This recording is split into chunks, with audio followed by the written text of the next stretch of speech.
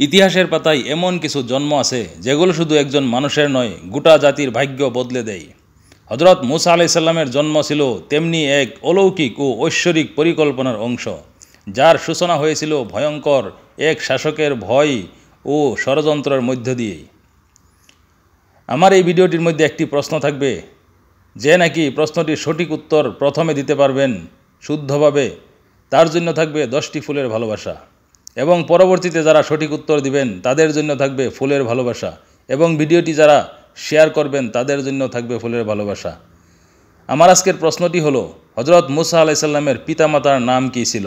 তাই দেরি না করে সঠিক উত্তরটি কমেন্টের মাধ্যমে জানান এবং ফুলের ভালোবাসা জিতে নিন। উত্তরটি ভিডিওটির মধ্যেই দেওয়া আছে। তাই চলুন ভিডিওটি শুরু করি। বনি ইসরাইল হজরত ইয়াকুব আলাইহিস সালামের সন্তানরা। তারা এক সময় মিশরে অভিবাসী হয়েছিল হজরত ইউসুফ আলাইহিস সালামের আমলে। প্রথম দিকে তারা মিশরে সম্মানের সাথে বসবাস করলেও সময়ের সঙ্গে সঙ্গে তারা সংখ্যা ও প্রভাব বাড়াতে থাকে। ফেরাউনের দৃষ্টিতে তারা হয়ে ওঠে হুমকি। এক সময় ফেরাউন স্বপ্নে দেখল বনে ইসরায়েলের বংশ থেকে একজন পুত্র সন্তান জন্মাবে, যে তার সিংহাসন ধ্বংস করবে। এই আশঙ্কায় সে ভয়ঙ্কর এক আদেশ জারি করল, সব নবজাতক পুত্রকে হত্যা করো আর কন্যাদের বাঁচিয়ে রাখো। সূরা আল কাসাস আয়াত 4।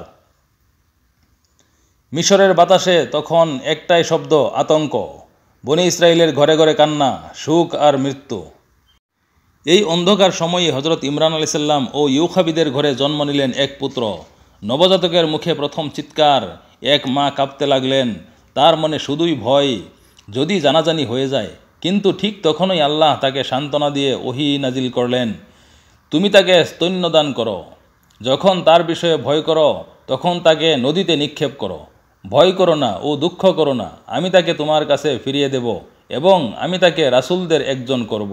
সূরা আল কাসাস আয়াত 7। ফেরাউন ছিল এক ধরনের জালিম রাজা বা সম্রাট, যার দাবি ছিল সেই স্রষ্টা, সেই অধিপতি। এই ফেরাউন ছিল নিষ্ঠুর, অহংকারী এবং অত্যাচারী। মিশরের শাসক ফেরাউন একটি ভবিষ্যদ্বাণী শুনেছিলেন যে বনি ইসরায়েল গোত্র থেকে একজন ছেলে জন্মাবে, যে একদিন তার শাসন ও শক্তিকে ধ্বংস করবে। তাই তিনি আদেশ দেন যাতে বনি ইসরায়েলদের সব নবজাতক ছেলে শিশুকে হত্যা করা হয়। বনি ইসরায়েলের সংখ্যা বাড়ছিল এবং ফেরাউন আশঙ্কা করল একদিন এই জাতি হয়তো তার বিরুদ্ধে বিদ্রোহ করবে। পরিণামে তার এক দুঃসহ আদেশ, বনি ইসরায়েলের পুত্রদের হত্যা করো আর মেয়েদের বাঁচিয়ে রাখো।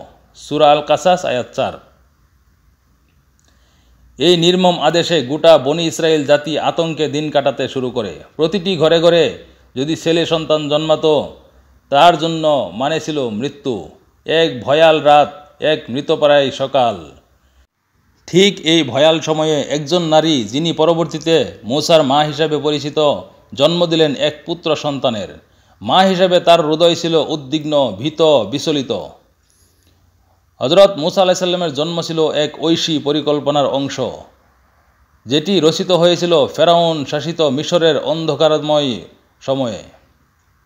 হজরত মুসা আলাইহিস সালামের সম্পূর্ণ নাম মুসা ইবনে ইমরান আলাইহিস সালাম। তার পিতার নাম হজরত ইমরান এবং মাতার নাম ছিল ইউখাবেদ আলাইহিস সালাম।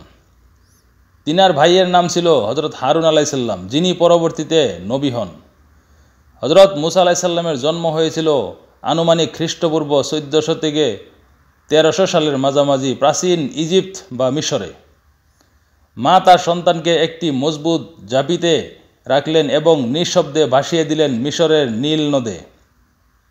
অথচ সেই নদ ছিল ফেরাউনের প্রাসাদের পাশ দিয়ে বয়ে যাওয়া এক জলাধার, যেখানে সন্তান হত্যাকারীর প্রাসাদ।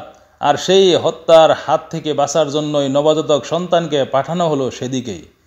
আল্লাহর ইচ্ছায় সেই জাপিটি ভেসে চলল ফেরাউনের প্রাসাদের দিকে।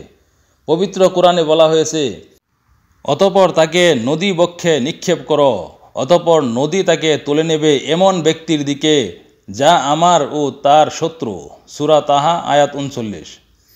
ফেরাউনের স্ত্রী আসিয়া আলাইহিস সালাম এক মহান নারী, যার হৃদয়ে ছিল নরমতা, করুণা ও ঈমানের বীজ। তিনি শিশুটিকে দেখতে পেয়ে ভালোবেসে ফেলল। তিনি ফেরাউনকে বললেন, এটি আমার এবং তোমার জন্য আনন্দদায়ক সন্তান হতে পারে, তাকে হত্যা করো না। সূরা আল কাসাস আয়াত 9। ফেরাউন প্রথমে শিশুটিকে হত্যা করতে চাইলেও আসিয়ার আহ্বানে সে দমে যায়। এভাবেই ফেরাউনের ঘরেই বড় হতে লাগলো সেই শিশু যার হাতে একদিন ফেরাউনের পতনের ইতিহাস রচিত হবে। আল্লাহর পরিকল্পনা এখনও সম্পূর্ণ হয়নি। শিশুটি কাঁদছিল, কেউ তাকে স্তন্যদান করতে পারছিল না। তখন শিশুর বোন মুসার বোন বলল, আমি কি তোমাদের এমন এক নারীর সন্ধান দেব যে তাকে দুধ খাওয়াতে পারবে এবং তাকে ভালোবাসা ও মমতার লালন পালন করতে পারবে। সূরা আল কাসাস আয়াত 12। এই নারী ছিলেন হজরত মুসা আলাইহিস সালামের নিজের মা। ফেরাউনের রাজপরিবার থেকে তাকে ডেকে আনা হলো। এ যেন এক অলৌকিক পুনর্মিলন। নিজের সন্তানকে নিজের বুকেই আবার ফিরে পেলেন। এভাবে আল্লাহ তার দেওয়া প্রতিশ্রুতি পূরণ করলেন। অতঃপর আমি তাকে তার মায়ের কাছে ফিরিয়ে দিলাম, যাতে তার চক্ষু শীতল হয়, সে দুঃখ না পায় এবং জানতে পারে যে আল্লাহর প্রতিশ্রুতি সত্য। সূরা আল কাসাস আয়াত 13। হজরত মুসা আলাইহিস সালামের জন্ম ছিল আল্লাহর কুদরতের এক প্রমাণ। ফেরাউনের ভয়ে যাকে নদের পানিতে ভাসানো হয়েছিল তাকেই আল্লাহ ফেরাউনের ঘরে স্থান দিলেন। যিনি ছিলেন মৃত্যুর ভয়ে মাতৃহীন, তাকেই ফিরিয়ে দেওয়া হলো তার মায়ের কোলে। এই ঘটনাগুলো আমাদের শেখায়, আল্লাহ যখন কিছু করার সিদ্ধান্ত নেন তখন শত্রুর ঘরই আশ্রয়স্থল হয়ে দাঁড়ায়। এই ছিল এক নবীর জীবনের সূচনা, যার মিশন হবে ফেরাউনের দম্ভ ভাঙা ও বনী ইসরায়েলের মুক্তি। পরবর্তী পর্বে আমরা জানব মুসা আলাইহিস সালামের শৈশবকাল কীভাবে গিয়েছিল। তাই সাথেই থাকুন।